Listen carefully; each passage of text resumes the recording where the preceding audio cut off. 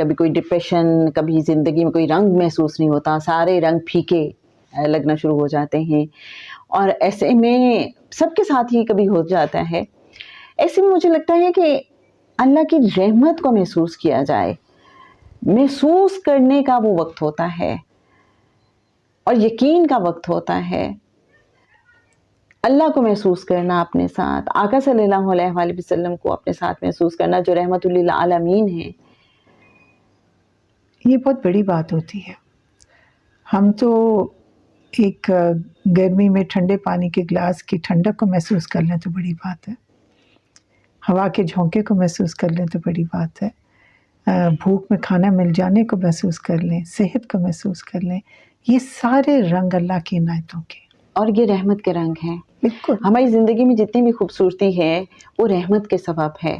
اگر وہ رحمت نہ ہو تو ہم کچھ بھی خوبصورتی محسوس نہ